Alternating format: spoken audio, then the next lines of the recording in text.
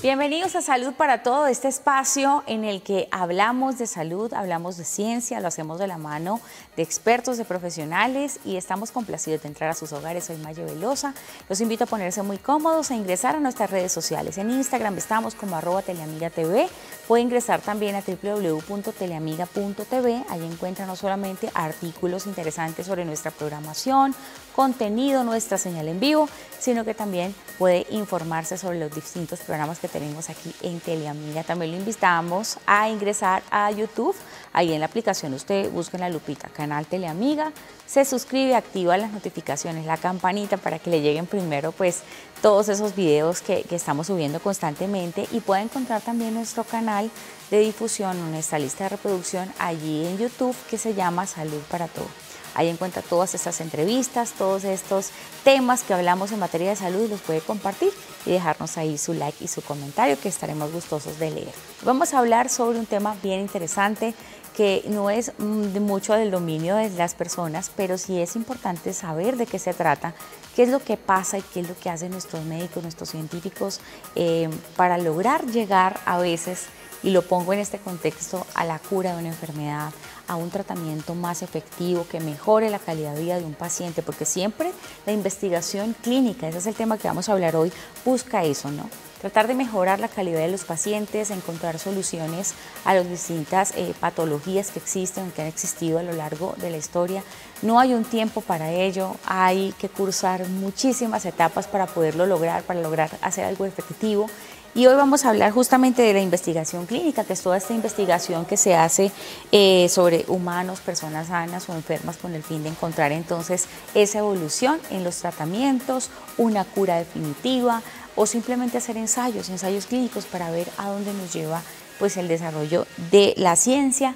Y hoy vamos a hablar con una experta en la materia. Quiero saludar a la doctora Carolina Lemos. Ella es médico, candidata a magíster con especialización en gerencia de la salud pública. Tiene más de 14 años de experiencia trabajando en industrias importantes, farmacéuticas, importantes laboratorios, contribuyendo también a importantes ensayos clínicos. También tiene información en farmacovigilancia, temas como esa, información médica, dispositivos médicos, y actualmente ocupa cargo de directora de operaciones clínicas. A la doctora Lemos le doy la bienvenida aquí a Salud para Todo. Gracias por sacar espacio en su agenda para estar aquí. Gracias, Maya, a ustedes por la invitación. Bueno, doctora, yo lo dije ahí a grosso modo, pero el tema de la investigación clínica es bastante interesante. Siempre la escuchamos como por allá lejos, la gente no se siente familiarizada con el término porque cree que eso no es cosa que nos compete, ¿no? Eso solo hacen por allá los científicos, en otras partes no, señores. En Colombia también se hace investigación clínica, se hace muy juiciosamente y son los médicos los encargados de ella. Doctora, definamos qué es investigación clínica, ¿qué consiste ese término? Bueno, la investigación clínica ocupa muchas cosas, puede ir desde la investigación de una enfermedad hasta la investigación de un medicamento, que es en el área en la que yo me especializo. Cuando hablamos de investigación en medicamentos, nos referimos a investigar una molécula que puede, como tú bien lo decías en un principio, llevar hasta la cura de una enfermedad, que nos puede disminuir sus síntomas, o lo que buscábamos eventualmente pues es que cure esa enfermedad. Claro. Y la investigación clínica, como tú también bien lo mencionabas, es un poco tabú para algunas personas porque no tenemos mucho conocimiento de cómo se desarrolla. Y ahí es muy importante entrar a entender que es un proceso muy riguroso que lleva muchísimos años, una inversión muy grande, no solamente económica, sino de conocimientos científicos y de muchas personas, que a lo largo de aproximadamente 10 años investigamos un medicamento que en una proporción realmente muy bajita, que llega a ser más o menos un 12%, un medicamento sale finalmente al mercado. Wow. Entonces es un trabajo realmente de muchos años, de mucha dedicación, de mucho cuidado con el paciente, porque el fin último de la investigación clínica siempre es cuidar al paciente, cuidar sus derechos, cuidar su salud, y pues no hacer nada que pueda llegar a perjudicar al paciente y que sea mayor ese perjuicio que el beneficio que va a recibir con el medicamento que estamos investigando. Perfecto. Doctora, dentro de una investigación clínica, ¿quiénes hacen parte? ¿Son los científicos? ¿Tienen médicos en general? ¿Quiénes forman parte de ese proceso? No solamente pues en la elaboración de un nuevo medicamento, sino en cualquier estudio científico de esos que escuchamos a veces, un estudio reciente, a veces escuchamos que participan universidades muy prestigiosas, escuchamos que participan pues personas del común para poder hacer esa muestra, pero ¿cómo? ¿Quiénes intervienen? ¿Qué actores participan en una investigación clínica? Así es, como tú bien lo mencionas, pueden participar primero pues médicos, administradores, que son los que se encargan como de recolectar gran parte de los datos, mucho personal de la salud, que incluye todas las áreas de la salud, desde enfermeros, bacteriólogos, farmacéutas, que nos pueden ayudar ya sea en el manejo del medicamento o en lo que llamamos el monitoreo de los estudios clínicos, que es como el seguimiento que se hace de principio a fin de ese estudio clínico. Definitivamente pues los pacientes, los centros de investigación, y ese tema lo vamos a tocar más adelante, pero en Colombia contamos con excelentes centros de investigación e instituciones donde se desarrolla investigación clínica y mucha gente no sabe que puede tener acceso a ese tipo de estudios. Entonces son una serie de actores del sector de la salud muy amplios que pueden participar y que hacen parte pues de cualquier estudio de investigación clínica. Doctora, hablemos de un caso de ejemplo para que la gente se vaya haciendo una idea, un caso de éxito de una investigación clínica, por ejemplo, que se haya hecho en nuestro país, que usted diga, bueno, esto lo quiero destacar porque pues participaron estas personas, se logró este tema, pudimos desarrollar este contenido, como un caso de éxito que podamos destacar. Bueno, tal vez podemos hablar de los casos que tuvimos durante la etapa de la epidemia del COVID, ¿no? Wow, sí, durante la pandemia del COVID tuvimos muchos estudios clínicos y uno de esos estudios clínicos de casos de éxitos es un medicamento de una compañía farmacéutica que en este momento ya está en el mercado y que disminuye considerablemente los síntomas que presentan las personas con COVID. Entonces fue un estudio muy interesante y además fue una etapa de la investigación clínica a nivel mundial fuera de lo común, porque como te mencionaba, normalmente la elaboración y la investigación de un medicamento puede llevar hasta 10 años o más para que salga al mercado. Con el COVID tuvimos medicamentos que salieron en tiempo récord y que mucha gente fue un poco incrédula en pensar que realmente no se desarrollaron esos medicamentos con la rigurosidad que requieren, ¿no?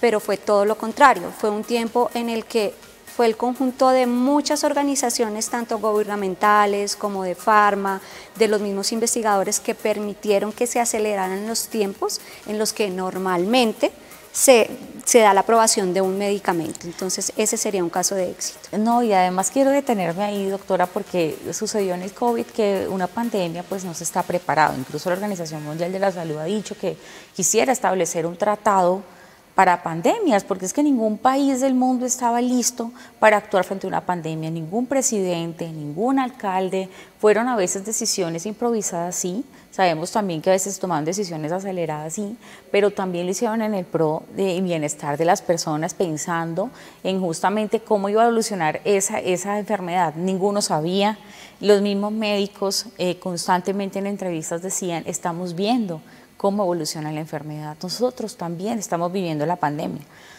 Muchos médicos discriminados, vimos también un panorama bastante complicado, sobre todo para nuestros médicos, a quienes les damos las gracias, porque sin ustedes esto no hubiera sido posible, que hoy tantas personas vivan gracias a muchos avances que se hicieron, a la vacuna.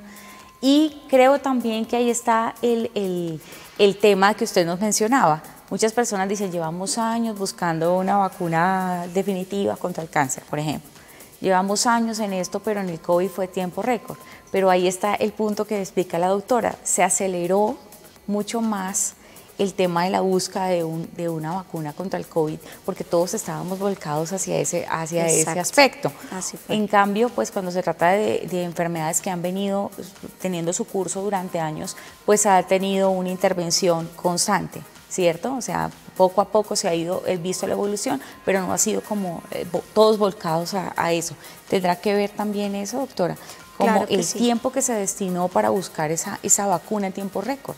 Claro que sí, porque normalmente un estudio de investigación tiene que ir por la aprobación de muchos entes. Entonces, a nivel de Colombia tiene que aprobarlo el Comité de Ética de una institución, tiene que aprobarlo el INVIMA, y a nivel mundial lo que ocurrió es que esos tiempos de aprobación se redujeron enormemente, porque todo estaba volcado precisamente a darle prioridad a los estudios del COVID-19. Entonces los demás estudios se dejaron de lado y obviamente los tiempos regulatorios, que es lo que más más nos afecta se redujeron increíblemente y eso fue lo que permitió que pues tuviéramos las vacunas que tenemos hoy en día del COVID. Perfecto, doctora, ya vamos a seguir hablando más de este tema porque está súper interesante y quiero que usted me cuente todo acerca de él. Vamos a ver también qué quiere saber la gente en la calle sobre investigación clínica. Salimos a la calle y varias personas tienen preguntas. ¿Le parece si vemos la primera? Perfecto. Vamos a verla. Doctora, yo quiero saber cómo eligen los científicos un tema que van a investigar. Bueno. Perfecto, doctora. ¿Cómo eligen los científicos un objeto de estudio? Digamos, ¿cómo determinan la prioridad de que algo va a ser estudiado o analizado científicamente? Depende de muchos factores, pero sobre todo de lo que llamamos la epidemiología de las enfermedades, y es determinar cuáles son las necesidades puntuales de enfermedades en las que de pronto no hay medicamentos, ¿sí? Como son algunos tipos de cáncer, por ejemplo, algunas enfermedades huérfanas, y en términos generales las enfermedades que más afectan a la población en términos de mortalidad. Entonces, si te hablo de Colombia, todo lo que tiene que ver con enfermedades cardiovasculares, enfermedades respiratorias, de pronto ya en menor medida enfermedades reumatológicas, dermatológicas, pero tiene mucho que ver con el tipo de población que quieren estudiar y con la enfermedad que de pronto en ese momento tiene un mayor impacto, ya sea a nivel económico o ya sea a nivel de datos de mortalidad en los pacientes. Perfecto, doctora. Estamos con la doctora Carolina Lemos. Estamos hablando hoy justamente sobre investigación clínica, todo lo que concierne a este importante tema en Colombia, es esa investigación clínica de calidad. Vamos a ir a una pausa, ya regresamos con más preguntas para la doctora. Ya venimos.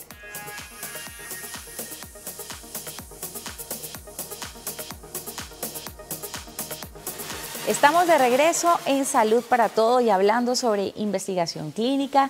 Estamos con la doctora Carolina Lemos, quien tiene pues una vasta experiencia trabajando con importantes farmacéuticas, laboratorios, en todo el tema de investigación para lograr dar también con el uso de nuevos medicamentos, pues el trabajo minucioso que hacen los científicos y los médicos a nivel mundial para tratar de encontrar una mejor calidad de vida para los pacientes.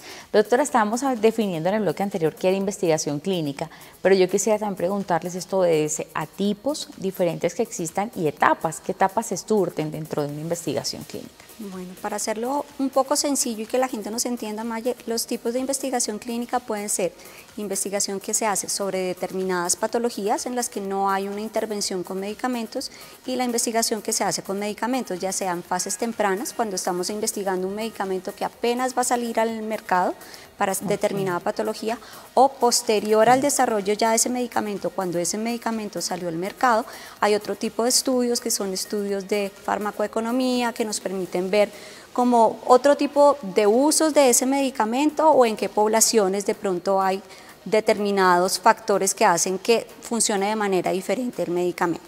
Si nos vamos a la parte de la investigación clínica farmacéutica, entonces los estudios clínicos van desde la fase 1 hasta la fase 4. Está la fase preclínica, que es cuando se hacen como todas las pruebas de laboratorio de la molécula que vamos a estudiar y posteriormente empieza ya a estudiarse primero en pacientes, en un grupo de pacientes muy pequeños, que son pacientes sanos, y posteriormente ya sí se empiezan a evaluar como todas las características de seguridad de ese medicamento. ¿Qué pasó en esos pacientes? ¿Qué eventos adversos tuvieron? Eventos adversos son como aquellos efectos que puede llegar a tener el medicamento, como dolor de cabeza, como los efectos secundarios, exacto.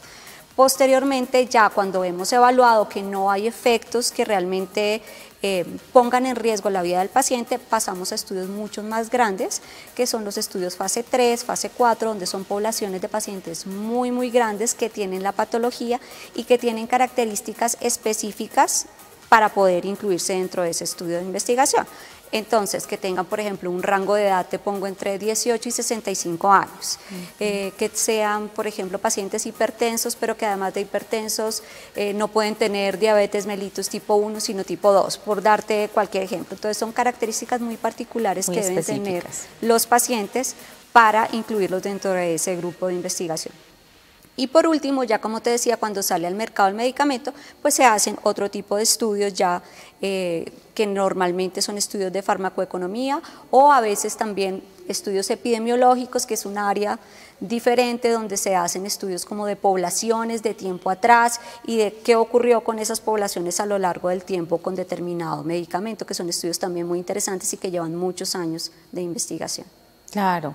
Doctora, en el caso, por ejemplo, de pacientes oncológicos, lo pongo así por dar un ejemplo, el tema del cáncer es complicado, sabemos que hay medicamentos que son bastante fuertes para algunas personas y tienen bastantes efectos secundarios, incluso le atribuyen al medicamento muchas veces baja defensas del mismo paciente. ¿Se trabaja en investigación clínica por lograr minimizar esos efectos de esos medicamentos? O digamos, ¿ya existe un medicamento y no se perfecciona? ¿O eso vuelve a etapa de estudio para tratar de buscar mejorarlo? ¿O cómo pasa allí? Cuando ya hay algo que se ha usado por mucho tiempo, sabemos que estos son los efectos, pues se le advierte al paciente, pero después ¿hay algo que se hace en investigación para tratar de mejorarlo y que esos efectos disminuyan? Cuando un medicamento ya ha salido al mercado, normalmente no, porque esos estudios ya se han hecho, digamos, se ha estudiado desde la parte de farmacovigilancia. Desde la base. Exacto, cuáles son todos los eventos adversos que puede llegar a presentar ese medicamento en poblaciones de pacientes muy grandes, ¿sí?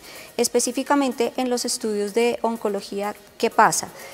Hoy en día, primero, es el área terapéutica que más estudios tiene, ¿sí? Porque los tipos de cáncer, yo no soy oncóloga, no soy experta en cáncer, pero hay muchos tipos de cáncer y cada vez el desarrollo de moléculas va mucho más específico a tipos muy específicos de cáncer. Entonces, eso hace también que los eventos adversos que se presentan en los estudios con cáncer disminuyan un poco a como era antes. Antes como que se hacían estudios que podían impactar muchas más células sanas. Hoy en día, como son tan específicos para determinados tipos de cáncer, eso ha hecho que disminuyan los eventos adversos.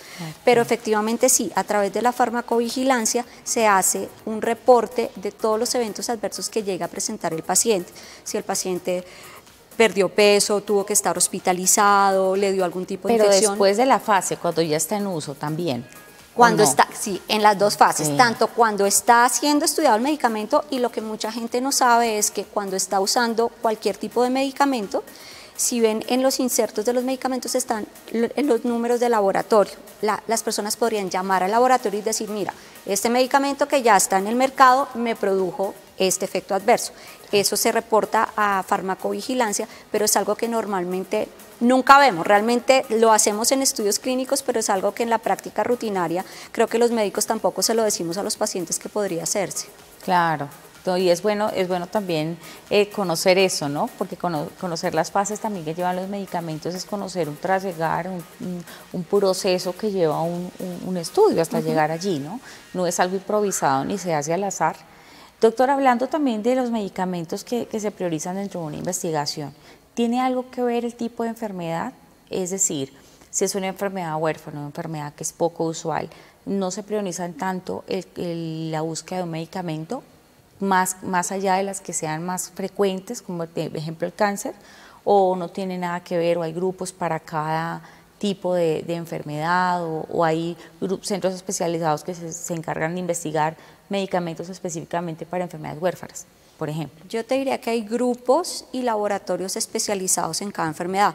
Hay laboratorios muy grandes que se especializan en determinadas áreas terapéuticas. Entonces, este laboratorio X quiere solamente investigar estudios de oncología, mientras hay otros laboratorios de pronto un poco más pequeños o una subdivisión de ese laboratorio que se especializa, por ejemplo, en investigar enfermedades huérfanas.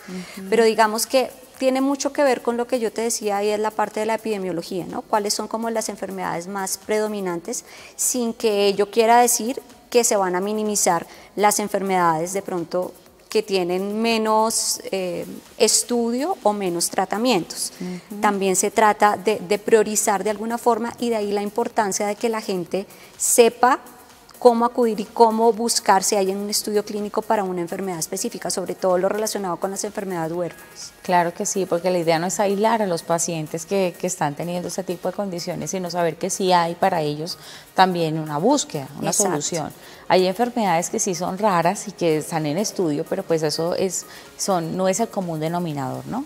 Muchas veces. Doctora, hablemos también de cómo está esa investigación clínica en nuestro país, cómo le va a Colombia con el tema de investigación y hablemos de algunos casos también interesantes que se hayan hecho acá. Claro que sí. Bueno, pues te cuento, Colombia en este momento está en el 4º lugar de los países de Latinoamérica donde más investigación clínica se realiza. Entonces realmente es un hub muy importante y de un atractivo grandísimo para la industria farmacéutica y para la investigación en general. Aparte de eso, el número de estudios clínicos al año, cuando cerramos el año 2022, había registrado 222 estudios clínicos, 105 de los cuales se encontraban activos en diferentes áreas terapéuticas. Para el año 2022, los estudios en los que más se estaba investigando eran estudios de las áreas de cardiología, todo lo referente a enfermedad isquémica cardíaca, enfermedades respiratorias, hay un gran número de estudios clínicos en enfermedades respiratorias, también algunos poquitos en enfermedades huérfanas, oncología es un área también que se investiga bastante, hipertensión arterial es otra de esas áreas, yo te diría que más o menos esos. Aparte de eso, contamos con unos excelentes centros de investigación y yo creo que mucha gente no sabe de eso. Nosotros tenemos registrados aproximadamente unos 151 centros de investigación. Claro. Y unos 77 comités de ética que son los que aprueban los estudios clínicos en todo el país. Y de esos centros de investigación que son además aprobados por el INVIMA, tenemos 5 centros de investigación que están dentro de los mejores hospitales de América Latina. Wow. Entonces contamos realmente con una infraestructura y una calidad científica con los profesionales que tenemos, que es muy alta y es muy llamativa para las farmacéuticas y para todo aquel que quiere venir a hacer investigación clínica en el país. Hablando de eso que hace nuestro país y que me enorgullece y me complace saber que estamos en un lugar tan alto, ¿no? Es un 4º lugar en América Latina en investigación y eso mucha gente lo desconoce, quizás los que nos están viendo no porque seamos ignorantes, sino también es un poco saber, ¿no? Saber qué hacen nuestros médicos. Hablemos también un poquito sobre eso. ¿Los médicos están investigando más? O sea, ¿hace falta más médicos que se dediquen a la investigación clínica o no? ¿O está haciendo, digamos, falta que más se interesen por formar parte de estos centros de investigación? ¿O hay una buena cantidad de médicos que lo hacen? ¿Cómo lo ve usted?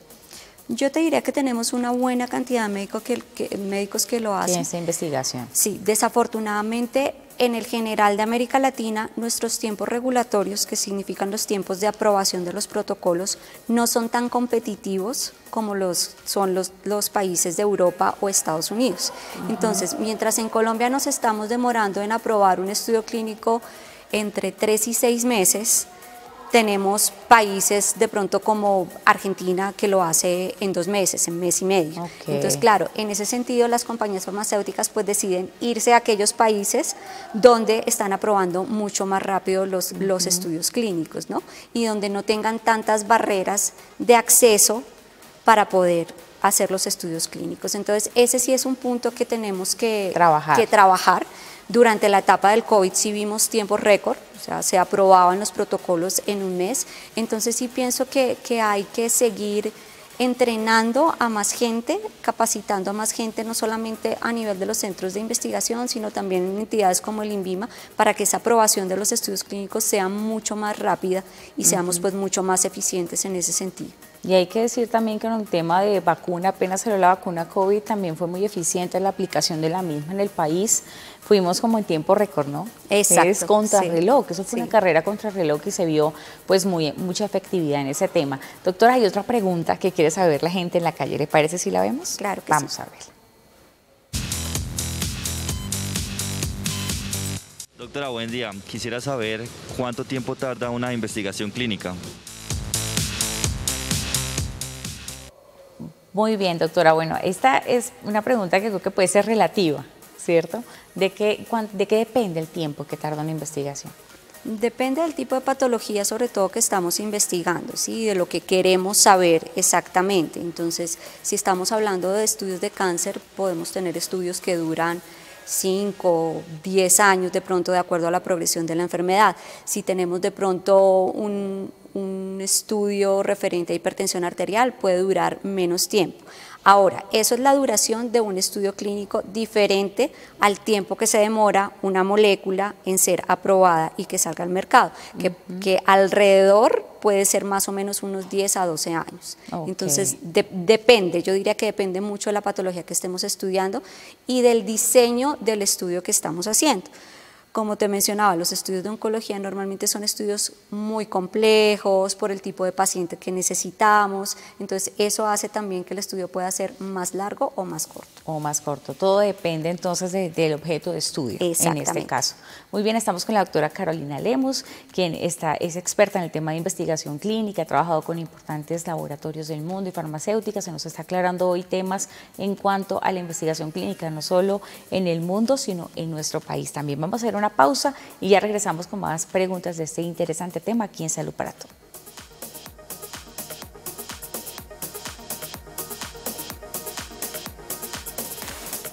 Estamos de vuelta aquí en Salud para Todo y hablando sobre investigación clínica, cómo se hace un proceso de investigación clínica, un estudio científico, cómo seleccionan nuestros médicos un objeto de estudio que también es necesario para beneficiar o dignificar a un paciente, lograr encontrar una vacuna, una cura.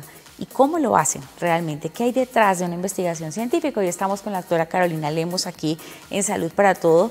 Doctora, estábamos hablando pues en el bloque anterior sobre el tiempo que tarda de pronto en la última pregunta que nos hacía una persona en la calle para poder lograr que se haga una investigación clínica, pero hay otros factores ahí que dependen, que no solamente es demora a veces de los médicos que están haciendo el estudio, sino de otras, de la aprobación y mucho más. Hablemos también, doctora, de los medicamentos. Usted que es experta en temas de farmacología, hemos escuchado pues algunas personas que dicen, no, ya de tanto usar un medicamento la persona ya no le hace efecto el mismo. ¿Eso es cierto o de qué depende eso? Realmente no. Lo que sí puede ocurrir es, si hablamos por ejemplo de medicamentos para pacientes crónicos, un paciente con una hipertensión arterial, por ejemplo, entonces es un paciente que si se cuida, su medicamento muy probablemente a lo largo del tiempo va a seguirle funcionando perfectamente. Pero si es un paciente de pronto que ya no está haciendo ejercicio, que se descuidó con el tema de la dieta, ese medicamento ya no le va a hacer efecto y nos toca pasar o a una dosis mayor o a otro tipo de medicamento. Eso por una parte, para responder tu pregunta. Perfecto, doctora. Y hablando también sobre esos medicamentos que a veces las personas dicen, no, pues este medicamento ya me dio reacción, soy alérgica a ese tipo de componentes que tiene ese medicamento, puede ser uno o dos, no hablemos de ingredientes, sino como componentes que tenga el mismo. Entonces, ¿qué debería hacer en este caso un médico primario especialista? ¿Lo cambia por otro? ¿O cómo puede hacer para sopesar lo que le falta con este y con otro medicamento? Sí, fíjate que hablemos, por dar un ejemplo, una crema, los corticoides. Hay muchos tipos de corticoides. Puede que una persona al aplicarse un corticoide, alguno de los principios activos del medicamento, es decir, los principios activos son como vehículos que permiten transportar las moléculas de los medicamentos, que la persona no sea alérgica al medicamento como tal, sino a ese principio activo. Y en ese momento pues el médico lo que hace es cambiar a otro tipo de corticoide, pero entonces la gente muchas veces cree, no, yo ya soy alérgica a este corticoide, ya si me aplico cualquier otro tipo de corticoide voy a presentar esa reacción alérgica. Y puede que no, puede que sea, como te digo, solamente a ese principio activo que tiene ese medicamento. Perfecto, también hay combinaciones que pueden ser bastante perjudiciales y la gente suele hacerlo por desconocimiento. Aquí tengo algunas y la doctora me va a decir si es cierto o no para hacer esto dinámico y que también la gente pueda entender. Cuando mezclamos antidepresivos y analgésicos, ¿ahí qué puede pasar, doctora? Aquí nos dice que puede haber agitación, fiebre, respiración pues agitada y posible sangrado de estómago. O sea, ¿qué pasa con la combinación de un antidepresivo o un analgésico? Ahí está la importancia precisamente de que las personas hagan todo ese tipo de preguntas a su médico cuando les formula un medicamento. Entonces, tener siempre como su listado de medicamentos, yo estoy tomando estos analgésicos porque tengo artritis, por ejemplo. ¿Tiene alguna reacción si me tomo el antidepresivo con este analgésico que me estoy tomando? Porque es que todo depende de la patología que tenga el paciente, es decir, de la enfermedad que tenga, de cómo están funcionando sus órganos, del peso que tenga y cómo metaboliza ese medicamento. Entonces, depende de muchos factores pero claramente pues siempre las personas en los insertos de los medicamentos van a encontrar todas las posibles reacciones adversas que pueden llegar a presentar. Ahora bien, lo que son las interacciones medicamentosas, hay medicamentos que sí no pueden combinarse definitivamente porque disminuye la efectividad de uno o se aumenta la de otro, como la potencia del otro medicamento. O por el contrario, por ejemplo, las mezclas que se hace con licor, entonces hay determinados medicamentos que definitivamente no pueden consumirse con licor. De hecho, ningún medicamento debería mezclarse con licor, pero sí es muy importante que los pacientes pues pregunten a sus médicos y les digan todos los medicamentos que están tomando para saber qué tipo de interacciones pueden llegar a tener. Claro, porque es un enorme error automedicarse, sobre todo que las personas van, no sé, a una droguería y dicen, véndame algo para, sí, pero no le dicen, estoy tomando esto, sí, estoy tomando este antidepresivo. Exacto. Que puede ser pues mortal, no sabemos incluso qué pueda suceder. Aquí hay otra mezcla también que puede ser anticoagulante más aspirina. También es complicado porque dice que puede provocar hemorragias. Exactamente, esa es una de las mezclas, de las combinaciones que puede producir sangrados muy severos, entonces las personas tienen que ser muy cuidadosas cuando están tomando anticoagulantes con el tipo de analgésicos que se automedican en muchas ocasiones. Claro, y un anticoagulante no es al azar, y en el COVID pasó mucho, que la gente decía, tómese una aspirina diaria. No, pero a ver, ¿se sufre de temas de problemas circulatorios o no? Porque nos decía un médico que invitamos, decía, no es tomar aspirina por tomar aspirina, es que simplemente debemos ver si realmente usted tiene ese problema para poderla tomar. Un anticoagulante y una aspirina, pues la mezcla puede ser fuerte. Este también es muy común, analgésico más ansiolítico, ¿sí? Entonces aquí nos dice que puede provocar también respiración y ritmo cardíaco acelerados. O que son medicamentos para la tos, que muchas veces tienen componentes bastante fuertes mezclados con antihistamínicos.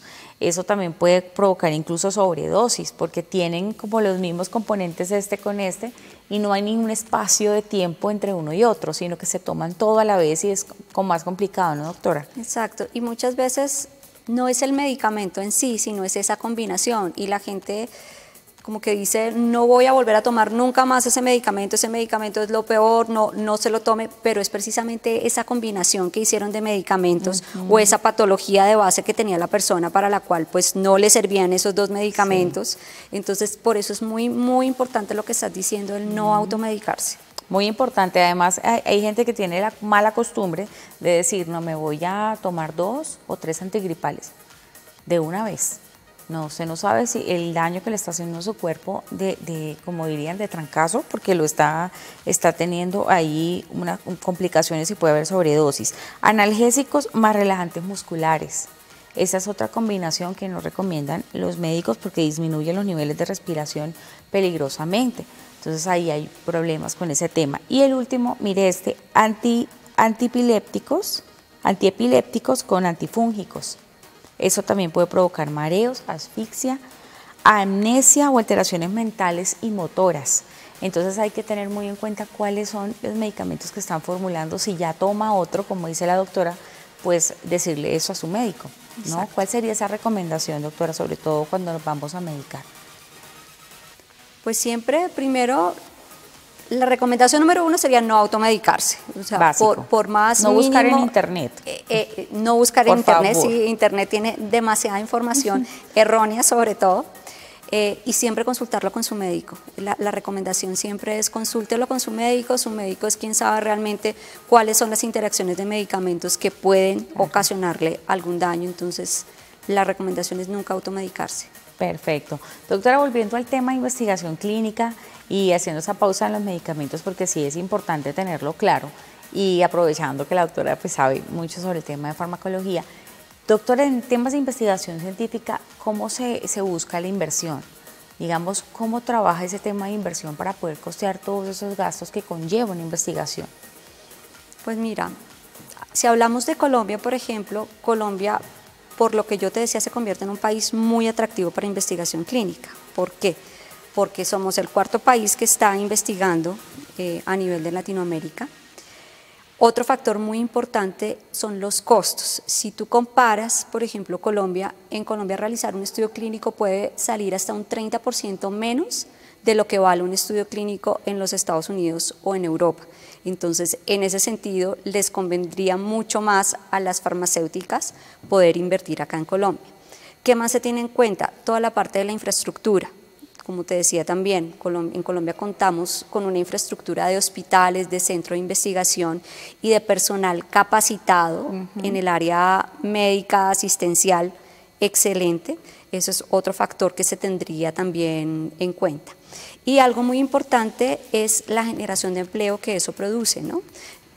Irónicamente, durante la etapa del COVID, a los sectores que mejor les fue al sector de investigación clínica, precisamente porque teníamos una demanda tan grande de personas para poder desarrollar los estudios clínicos que a veces nos quedábamos cortos de encontrar personas que pudieran trabajar con nosotros en investigación. Entonces, ese es un aspecto también muy importante a tener en cuenta, que sería pues el aumento de trabajo, ¿no? Como un factor económico a tener en cuenta. Claro que sí, ¿no? Además, doctora, que sabemos que no es poca la inversión que se hace todos los días, no solamente inversión monetaria, sino inversión en capital humano, que es fundamental. Vamos a ver una pregunta más de lo que la gente quiere saber. Claro que sí. Vamos a ver. Doctora, yo quiero saber quién revisa y aprueba los estudios científicos. Ok, doctora, ¿quién aprueba esto? Porque ahí la doctora nos explicaba en los bloques anteriores que esto también puede formar parte de la demora de que se apruebe un medicamento, un estudio.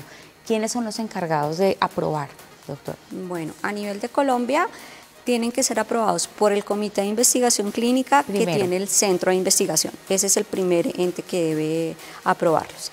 Y deben ser aprobados también por el INVIMA, que es donde tenemos a veces un poco más de demoras por el número tan grande también que tenemos de estudios clínicos. Si hablamos a nivel internacional, eso ya depende. Hay estudios que tenemos que están buscando de una vez la aprobación de la FDA, entonces la FDA, que es la Administración, Food and Drug Administration en Estados Unidos, tendría que pasar también por esa aprobación, o si son los estudios a nivel de Europa, además de los comités de ética, también tendría que pasar por la aprobación de la EMEA. Perfecto. Bueno, doctora Carolina Lemos, estamos hablando justamente hoy con ella sobre todo este tema de investigación clínica. Vamos a hacer una última pausa y ya regresamos con más.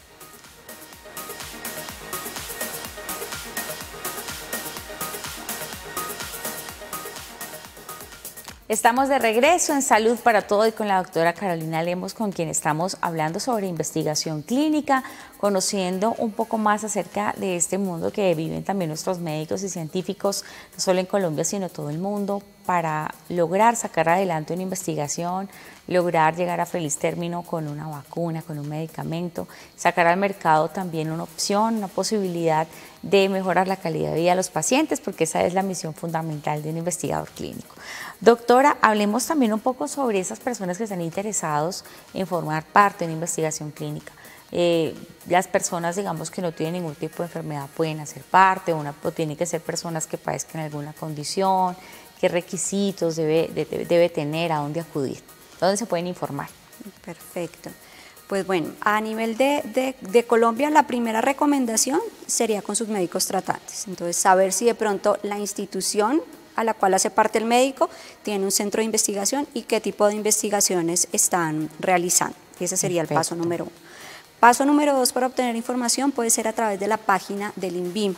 En el INVIMA hay un listado de los últimos estudios clínicos que han sido aprobados en los últimos meses. Entonces ahí le indica qué tipo de patología, en qué centros de investigación se están realizando esos estudios. Y como tercera fuente, yo recomendaría una página que se llama clinicaltrials.gov, que es una página web internacional donde van a encontrar los estudios clínicos a nivel mundial de todas las farmacéuticas, en qué países se están desarrollando y en qué patologías.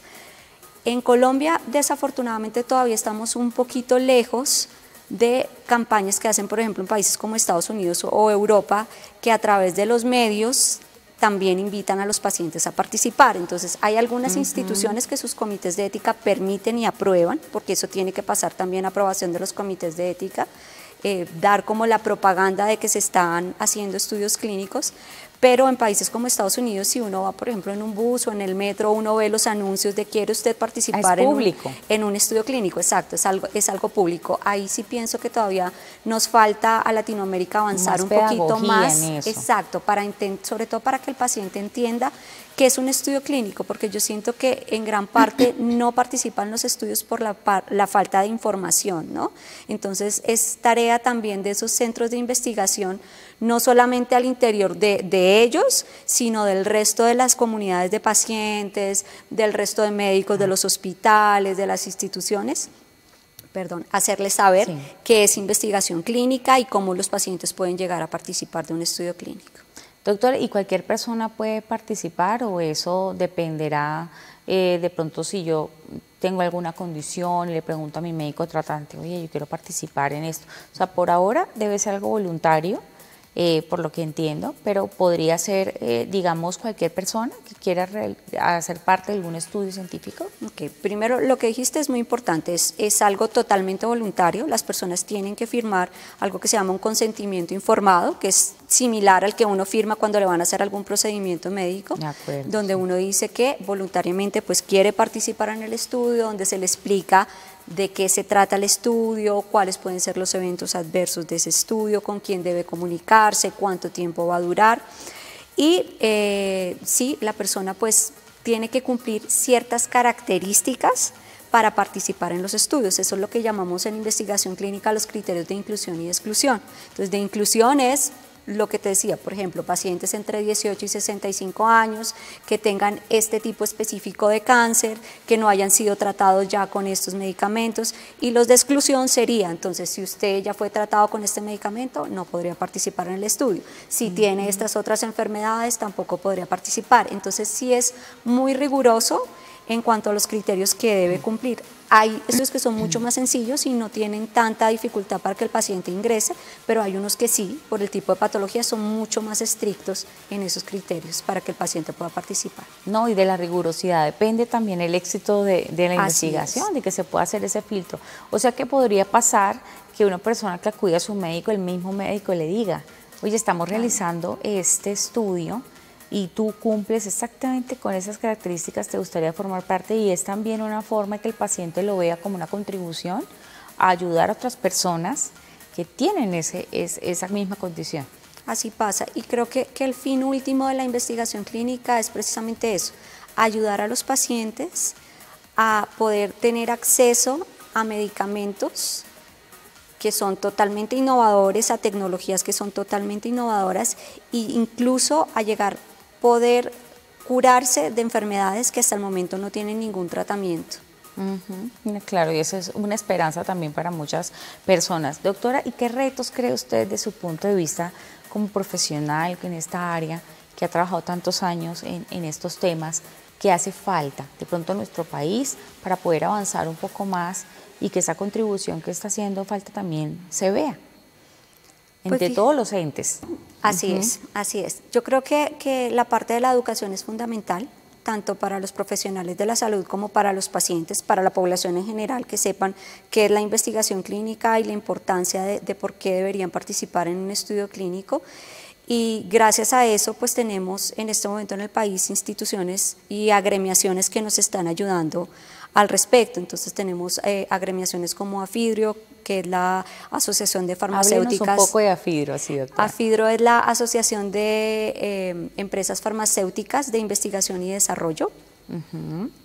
Tenemos también organizaciones como el INTIC, que es la Iniciativa Nacional para Transformar la Investigación Clínica del país, y que hace a su vez INTIC. A su vez hace parte de Avanzar, que es la Asociación para el Avance de la Investigación Clínica en Colombia. Entonces, todas estas organizaciones en los últimos años se han encargado de agremiar no solamente a la industria farmacéutica, sino a las organizaciones de investigación por contrato, a los centros de investigación clínica. Los centros de investigación clínica también tienen su asociación, que es ASIC, la Asociación de Centros de Investigación Clínica, y entre todos han ayudado, uno, a tener conversaciones, por ejemplo, con los entes gubernamentales o con el INVIMA para acelerar esos tiempos de aprobación de los estudios clínicos, para hacer más visible los estudios clínicos, por ejemplo, a través de ProColombia, entonces promocionando la investigación clínica en el país para atraer pues inversión extranjera. Y también han ayudado pues en toda la parte de capacitación del personal de investigación clínica, dándoles cursos de buenas prácticas clínicas, dándole a conocer a la población en general qué se hace en investigación clínica y generando espacios, como tuvimos por ejemplo en el conversatorio que se tuvo sobre investigación clínica ahora en mayo, organizado por INTIC precisamente, donde se agremiaron farmacéuticas, CROs, investigadores, centros de investigación, y se dio a conocer mucho más que se hace en investigación clínica. Doctora, realmente estamos muy contentos y complacidos de estar con usted, de haber contado con usted hablándonos sobre ese tema de investigación clínica. Queremos agradecerle por haber sacado un tiempo en su agenda para estar con nosotros. A ustedes, Maye, muchísimas gracias por la invitación. Bueno, la doctora Carolina Lemus, quien es médico, es candidato a magíster con especialización en gerencia de salud pública y más de 14 años trabajando con importantes farmacéuticas, laboratorios, y actualmente ocupa cargo de directora de operaciones clínicas. Es una eminencia y de verdad un gusto haber contado con usted en este espacio. A todos ustedes, gracias por haber estado con nosotros. Esperamos también que le haya gustado este tema y que lo comparta en sus redes sociales y nos deje allí sus comentarios. Nos vemos en una próxima oportunidad aquí en Salud para Todas. Hasta la próxima.